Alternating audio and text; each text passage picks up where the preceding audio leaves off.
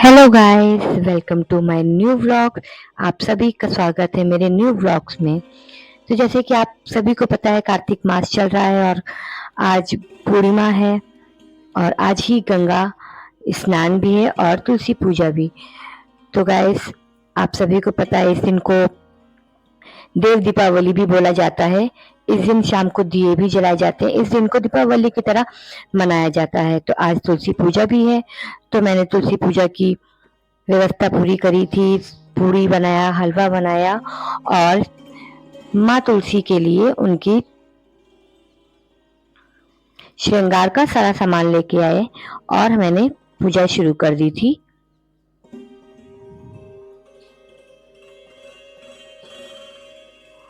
तो गैस, पहले हम लोग ने सारा सामान लाके रख लिया था और अब मैंने पूजा शुरू कर दी थी। पहले जल छिड़क के हमने पहले फूल अर्पित किया।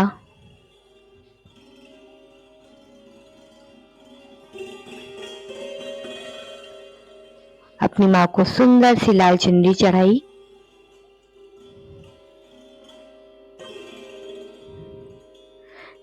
गाइस, इस दिन का बहुत महत्व होता है।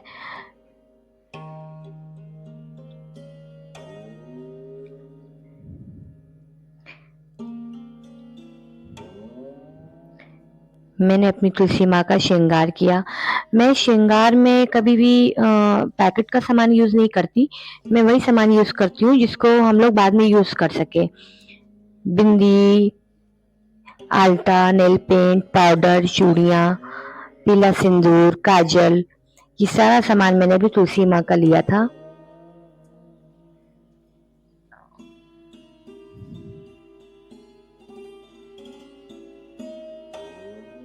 गाइस, ये दिन बहुत ज्यादा महत्व माना जाता है। साल में एक ही बार आता है।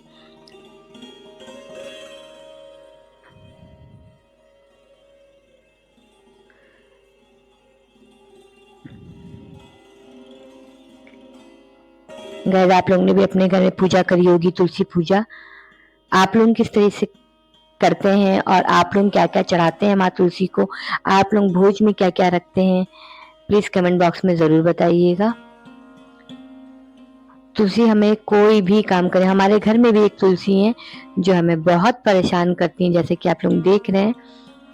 तो विहान उनको संभाल के रखते हैं क्योंकि मुझे पूजा करनी थी। तुलसी हमें बहुत ही डिस्टर्ब करती है पूजा करने में। तो गाइस, बस मैंने माँ का श्रृंगार शुरू कर दिया था।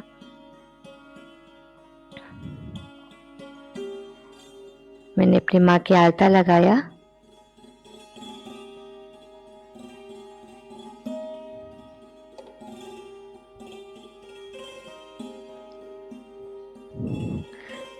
और नेल पेंट लगाया। मैंने पूरा श्रृंगार किया था।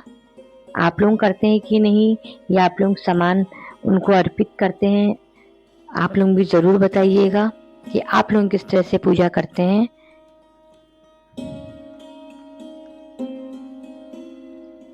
क्योंकि गाइस, अगर हम कोई भी सामान, अगर हम लोग भी कोई श्रृंगार करते हैं तो हम लोग भी उस चीज को यूज करते हैं, तो हम उसको केवल रख नहीं सकते हैं। हमें बकायदा उसको अपनी माँ को अर्पित करना चाहिए, उनका श्रृंगार करना चाहिए। इसलिए मैं हमेशा श्रृंगार करती हूँ उनका। मैं सामान लाके उनको सिर्फ रखती नहीं हूँ। तो मैंने अपनी माँ को, तुलसी माँ को बिंदी लगाई, पाउडर लगाया, सिंदूर लगाया।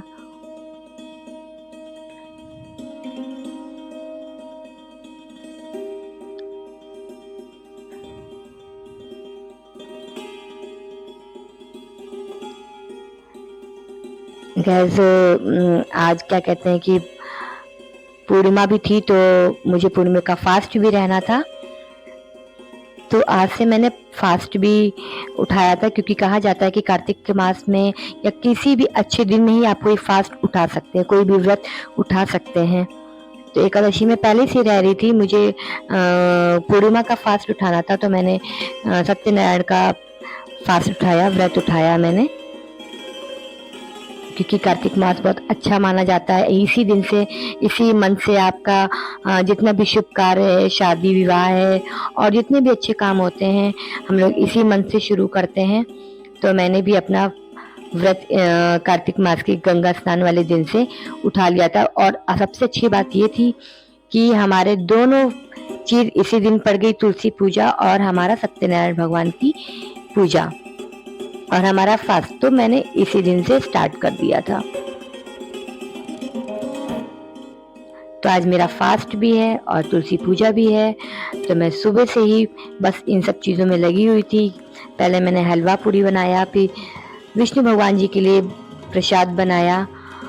तो ये पूरी है और इसमें मैं प्रसाद में टीका लगा रही हूँ, जो कि मुझे माँ तुलसी को अर्पित करना है और सभी कन्याओं को देना है। तो ये प्रसाद मैं सभी कन्याओं को, अपने घर में जितने भी सदस्य हैं उनको देती हूँ। और जैसे कि आप सभी को पता है कि मेरा हॉस्टल है, गर्ल्स हॉस्टल है, तो मैं सभी कन्याओं को दूंगी। इसमें कई तरह से लोग अलग अलग तरीके से बनाते हैं। कोई 11 का जोड़ा रखता है, कोई 51 का, कोई 21 का, क्योंकि ये जोड़े सहित ही चढ़ाया जाता है माँ तुलसी को। तो मैंने 21 का जोड़ा बनाया था।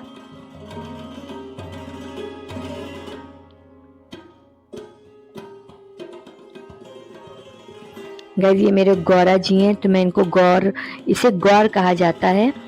ये हर पूजा में जितनी भी सुहागन पूजा करती हैं, तुलसी पूजा, इस गौर का बहुत महत्व होता है। जिन्हें नहीं पता है वो भी अपने घर में एक गौर जरूर रखें। और जब भी कोई सुहागिन पूजा करती है तो वो सिंदूर जरूर पीला चढ़ाती है, और माँ तुलसी को चढ़ाने के बाद वही सिंदूर खुद को अर्पित करती है। तो मेरी तुलसी पूजा हो गई थी, मेरी माँ तुलसी का श्रृंगार हो गया था, मैंने आरती शुरू कर दी थी, क्योंकि शाम को मुझे अपने सत्यनारायण भगवान की भी कथा करनी थी।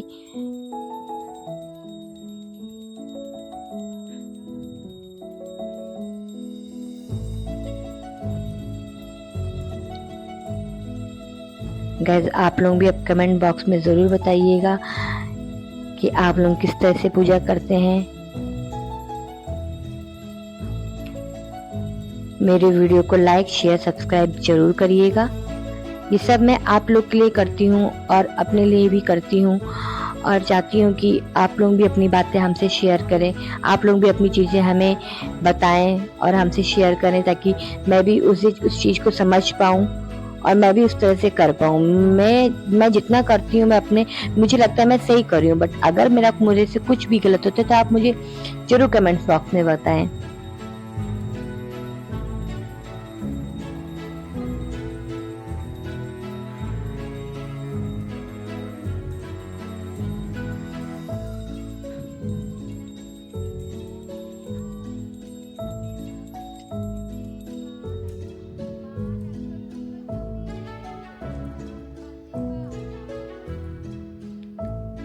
तो गैस अब मैं सिंदूर लूँगी। जैसे कि मैंने आपको बताया था, गौर से सिंदूर चढ़ाने के बाद सिंदूर लिया जाता है।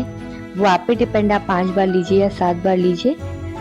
तो मैं भी ले लेती हूँ। उसके बाद हमें सिंदूर माँ को फिर से गौर जी को चढ़ाना होता है। हमें अपना गौर खाली नहीं रखना होता है, इसमें हमेशा सिंदूर होना चाहिए। गौर कभी भी खाली नहीं होनी चाहिए। सुहागन के जैसे मांग में सिंदूर होना चाहिए, वैसे गौर में भी सिंदूर हमेशा होना चाहिए, तभी सुहाग उसका बना रहता है, लंबी आयु रहती है।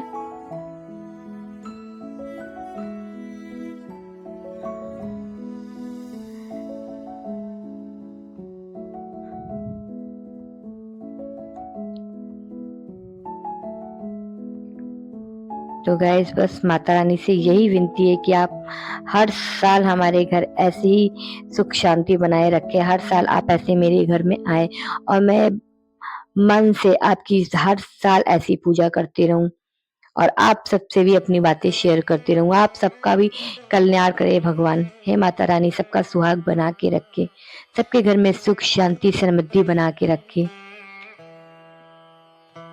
तो गाइस अब ये मैंने इसी में ही दूसरा अपना व्लॉग बना लिया था। जैसे मेरे पास टाइम नहीं था तो मैंने ये इसमें आप जल चढ़ाना होता है, ये कलश स्थापित करना होता है। तो मैंने इस कलश में दूध, कच्चा दूध, सिंदूर, लाल टीका और आपका फूल और थोड़ी सी चावल, ये डाल के हमें इस जल में रखना होता है। और मैंने प्रसाद में पंजीरी, पंचामृत बनाया हुआ था। मैंने ये अपने भगवान को सजा दिए हैं। ये मेरे 2 बाके जी हैं और ये मेरा कलश स्थापित कर दिया, जो कि मैंने आपको बताया मैं अपने कलश में क्या क्या डालती हूँ। कभी भी जल खाली नहीं रखा जाता है कि आपने केवल जल में चावल डाल दिया, ऐसा नहीं है। आपको जल में हल्दी, लाल टीका और आपको कच्चा दूध, चावल और थोड़े से फूल, 5 सामान तो जरूर से जरूर रखना चाहिए। और इसमें 2 का सिक्का या 5 का सिक्का जो भी आपको सही लगे वो आप डाल सकते हैं और कलश स्थापित कर सकते हैं। इस तरह से कलश स्थापित करने के बाद ही उस पे आप चावल रख के उस पे दीप कर सकते हैं। मैं तो इसी तरह से पूजा करती हूँ क्योंकि मेरे पास ज़्यादा टाइम नहीं था, तो मैंने ओम का उच्चारण करके कलश में इसको बनाया ओम, क्योंकि मैं सजा नहीं पाई थी, मेरे पास टाइम नहीं था क्योंकि 2 पूजा थी उस दिन। तो आप जैसा कि आप सब जानते हैं कि मैं एक वर्किंग वूमेन हूँ, मुझे हॉस्टल भी देखना होता है, मुझे बहुत सा काम भी होता है और मेरे साथ 2 पूजा थी, तो मुझे सब कुछ करना था। तो बस मैं इस बार कलश नहीं सजा पाई थी, तो मैंने उसमें ओम लिख दिया था क्योंकि ओम तो वैसे भी लिखा ही जाता है। तो गाइस ये है सूत, ये विष्णु जी को सूत जरूर चढ़ाया जाता है, मैं तो हमेशा चढ़ाती हूँ। सूत नहीं हो तो आप कलावा भी चढ़ा सकते हैं विष्णु भगवान को। तो मेरे पास सूत रहता है तो मैं सूत चढ़ाती हूँ, जिसके पास नहीं है वो कलावा भी चढ़ा सकता है। इसी की माला जरूर चढ़ाई जाती है हल्दी की। इसमें आपका हल्दी रहता है और चावल का मार भी होता है, जो आप समझ रहे होंगे मैं क्या कहना चाह रही हूँ। इसे मैं समझ में नहीं आ रहा, मैं भूल गई मुझे क्या कहना है। तो वो सूत बना के आप घर पे भी बना के भगवान को चढ़ा सकते हैं, क्या पास सफेद धागा है तो। मगर ये सूत जरूर चढ़ाया जाता है विष्णु जी को।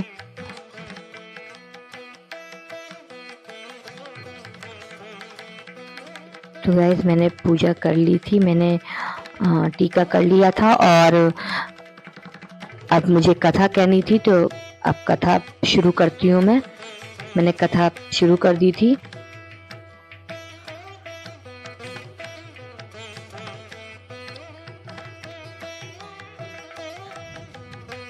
तो गाइस ये दिया जलाना था, दिया जला दिया है।